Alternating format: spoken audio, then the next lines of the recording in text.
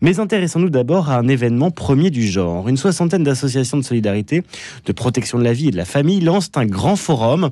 Ce sera les 22 et 23 mars prochains au Parc Floral à Paris. Ça s'appelle Viva, de l'écologie à la protection de la vie, de la fragilité au handicap en passant par la famille et les couples. Un week-end ouvert à tous pour se former, pour apprendre et structurer sa pensée. Un forum dont Radio Notre-Dame et RCF sont partenaires, Louis. Oui, et notre invité, Franck Meyer, qui est président du Comité protestant évangélique pour la dignité humaine, le CPDH, et maire d'une commune de la métropole Rouen-Normandie, est l'un des maîtres d'œuvre de ce rendez-vous Viva au Parc Floral, donc 22 et 23 mars prochain, forum des initiatives positives au service de la société. Bonjour Franck Meyer. Oui, bonjour aux auditeurs et bonjour à vous. Merci beaucoup d'être avec nous ce matin. De l'éducation affective, relationnelle et sexuelle à la fin de vie, démographie en berne, tout ça, on va en parler le 22 et 23 mars prochain.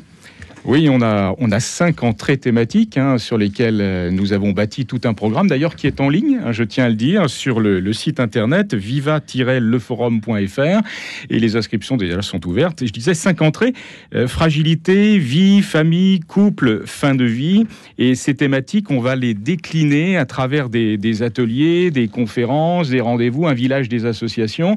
Voilà, vous avez dit forum d'initiative positive, c'est bien résumé. Forum d'initiative positive qui regroupe des organisations, des associations. Qui sont-elles? Qui organise cela? Alors c'est un collectif, parce qu'ensemble on est plus fort tout simplement, et puis ensemble aussi on apporte nos compétences, nos savoir-faire, notre expertise également de terrain.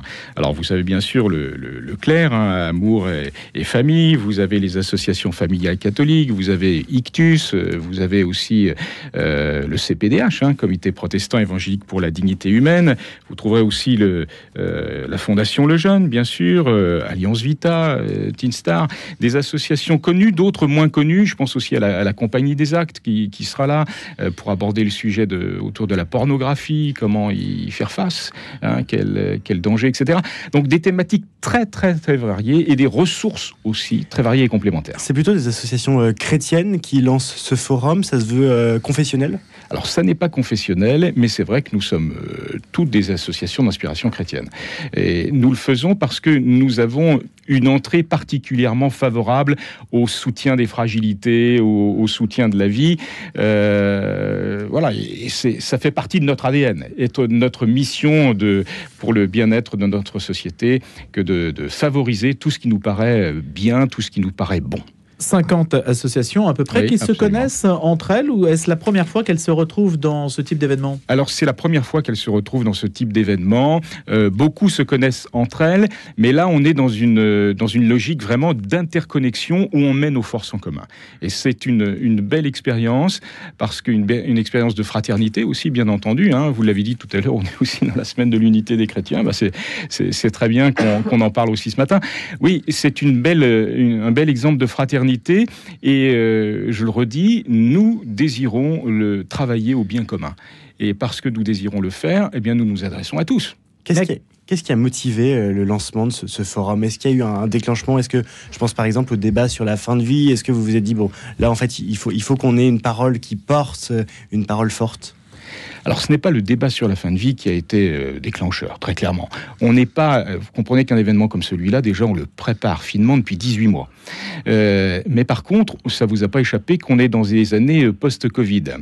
Des années où le moral des Français, il était aussi en berne. Des années où un certain nombre de débats, où aussi touchaient à la vie, touchaient aux problématiques de l'existence quotidienne.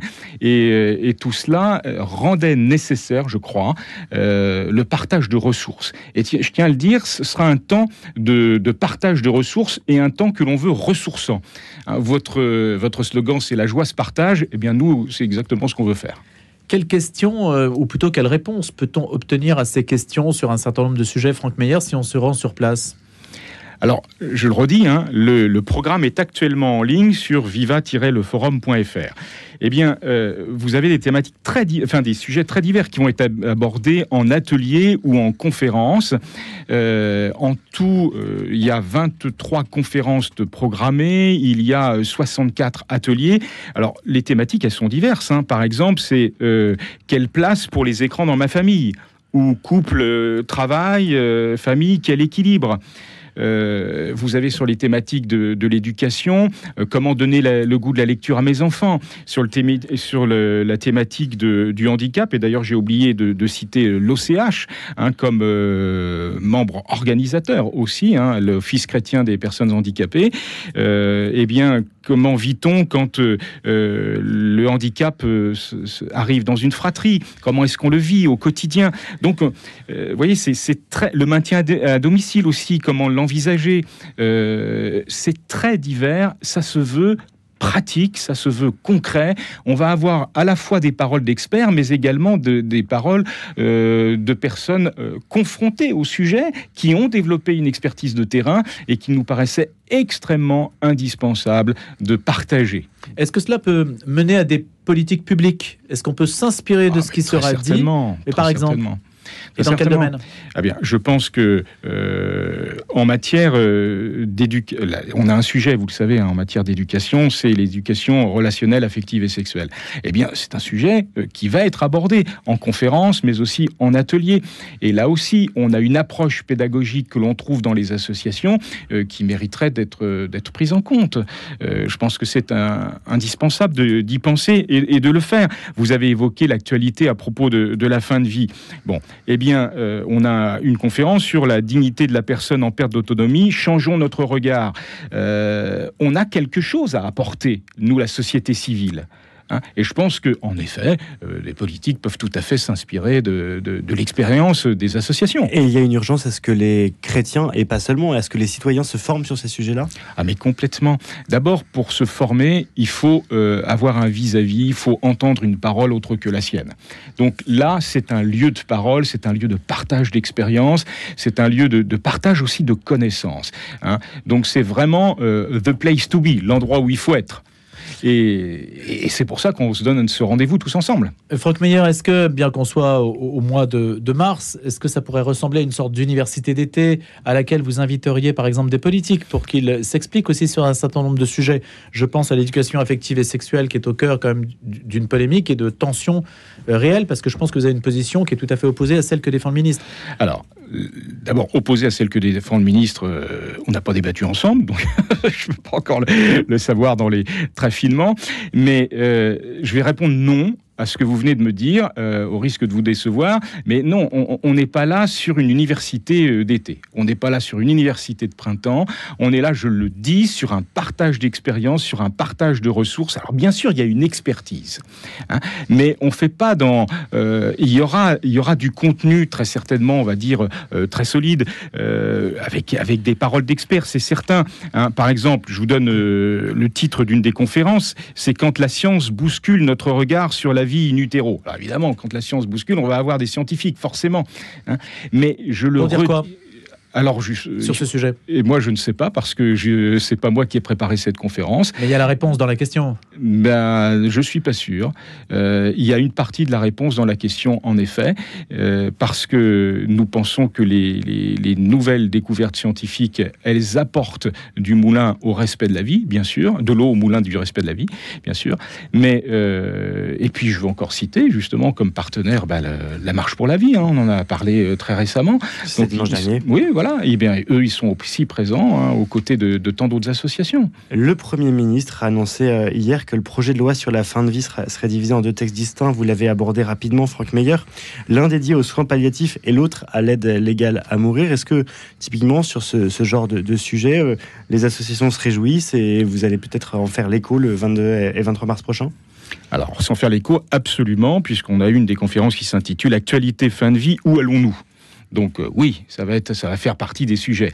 Est-ce que moi, en tant que président du Comité protestant évangélique pour la dignité humaine, le CPDH, est-ce que je m'en réjouis? La réponse est oui. Parce que je pense qu'il fallait absolument scinder les 2 sujets. Je pense que c'était un véritable traquenard que de lier les 2 sujets. C'était vouloir cacher l'un derrière l'autre, et qu'on ne peut pas à la fois chercher à promouvoir l'accompagnement de fin de vie avec des soins palliatifs et en même temps proposer le suicide assisté. On peut supposer, Franck Meyer, que des associations d'autres religions... musulmanes, oui, juives, partagent exactement les points de vue éthiques que vous défendez. Les avez-vous invités? Alors, encore une fois, nous invitons tout le monde. Alors, on n'a pas d'invitation officielle que nous adressons à l'un ou à l'autre, pas plus à des politiques, monsieur et madame tout le monde, auxquels j'appartiens. Donc, l'invitation, elle est très large. Et il non, mais faut elles auraient pu concerne... faire partie du village, c'est ça que je voulais dire. Bien entendu. Il y en a. Alors, non, il n'y en a pas, mais nous ne sommes pas, je le redis, des associations confessionnelles.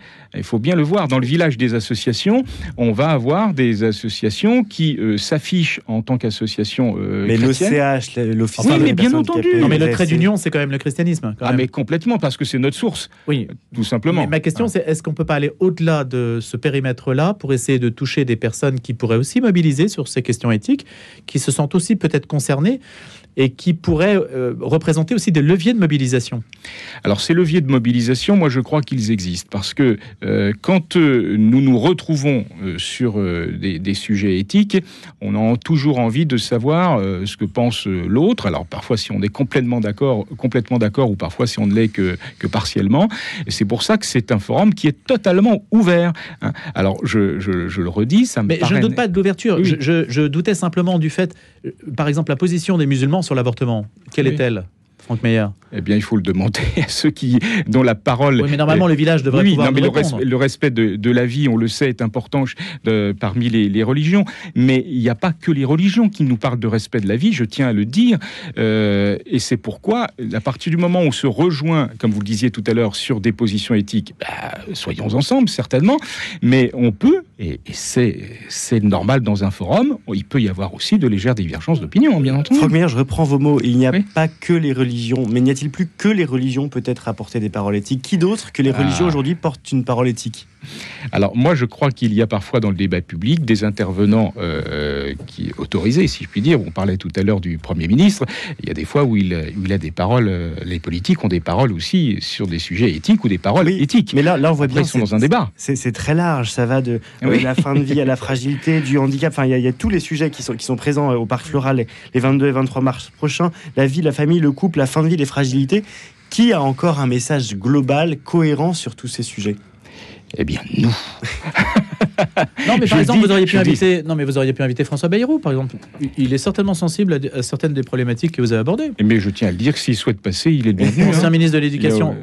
Non, vous savez qu'il ne passera pas comme ça. Il passera. Non, mais bien sûr. Mais ce que je veux dire par là, s'il avait fallu entrer dans le jeu des invitations particulières, des officiels, etc., alors on rentrait dans la tension politique que l'on connaît. C'est-à-dire pourquoi un tel est invité, pourquoi tel autre ne l'est pas.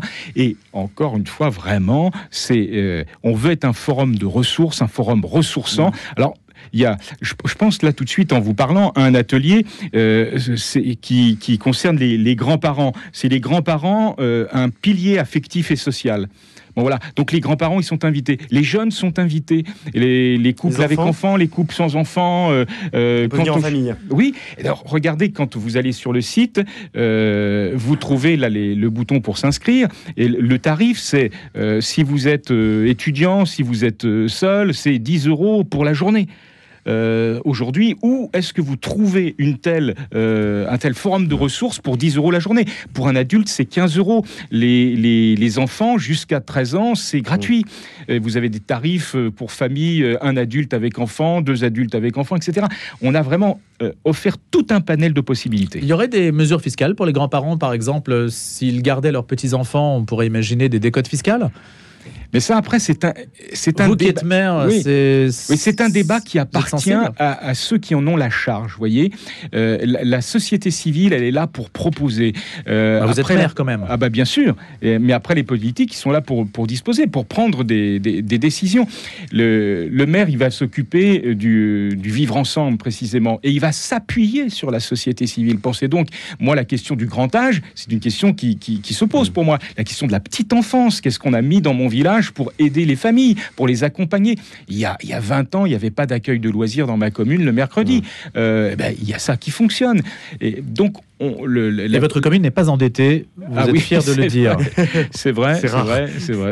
Dette à zéro. Et d'ailleurs, Louis Dauphren le rappelait, vous êtes maire d'une commune près de Rouen, vous êtes aussi président du comité protestant évangélique pour la dignité humaine, Franck Meyer. Il y a un mot qui peut peut-être résumer tout ce forum Viva, c'est le mot de fraternité, expression de fraternité. Oui. Vous, dans votre mandat de maire, est-ce que vous considérez, comme on l'entend parfois, que la fraternité est le chaînon manquant? Oui. Et la fraternité... Comment vous le voyez ? La fraternité, ça se travaille. La fraternité, ça se travaille en permettant aux personnes d'apprendre à se rencontrer. Apprendre, je dis bien, j'insiste, c'est un apprentissage, la fraternité. C'est pas quelque chose d'inné. Comment vous le voyez dans votre village, ça, que la fraternité ne va pas ? C'est les couples qui se disloquent ? C'est les familles qui se disloquent ? Bien, c'est d'abord la difficulté à se parler, à s'écouter. C'est la difficulté même simplement à parler à son voisin parfois. Vous savez, quand le maire reçoit un email en disant « Est-ce que vous pourriez dire à mon voisin de couper sa haie ?» Je suis toujours étonné de recevoir un email comme celui-là. Donc d'abord, on aura un atelier d'ailleurs sur l'écoute, l'importance de l'écoute de l'autre. Donc ça participe à la fraternité. Et puis ensuite, apprendre la richesse que peut m'apporter l'autre aussi. Est-ce qu'il y a des associations qui viennent en aide aux migrants qui participeront à ce forum ? Ah, mais absolument, parce que là aussi, il n'y a pas quand on va parler de famille, on va pas voir si ce sont des familles qui ont leur carte de séjour ou pas leur carte de séjour, etc. Et aussi le thème de l'écologie. Je change de sujet parce que vous m'orientez aussi sur un sujet peut-être qui n'apparaît peut-être pas clairement comme cela a priori, mais l'écologie, c'est un sujet. C'est comment est-ce qu'on peut faire aujourd'hui pour être dans une logique de développement durable tout en vivant soit seul, soit en famille. Ça s'appelle Viva, c'est donc au Parc Floral de Paris, Bois de Vincennes, les 22 et 23 mars prochains. Toutes les informations sont sur le site viva-leforum.fr, un événement dont RCF et Radio Notre-Dame sont partenaires également. On sera ravis et heureux d'être à vos côtés en fin mars. Donc, peut-être en un mot, j'ai donné le site Franck Meyer. Fallait-il donner d'autres informations pour que les gens s'inscrivent ? C'est ouvert à tous. C'est ouvert à tous. La joie se partage, pour reprendre votre slogan. Et nous allons la partager. Et la vie prend un sens aussi avec Radio Notre-Dame. Absolument. Donc, grâce à la joie, la vie prendra un sens. Merci de votre invitation. Merci Franck Meyer. Je rappelle que vous êtes le président du Comité protestant évangélique pour la dignité humaine, le CPDH.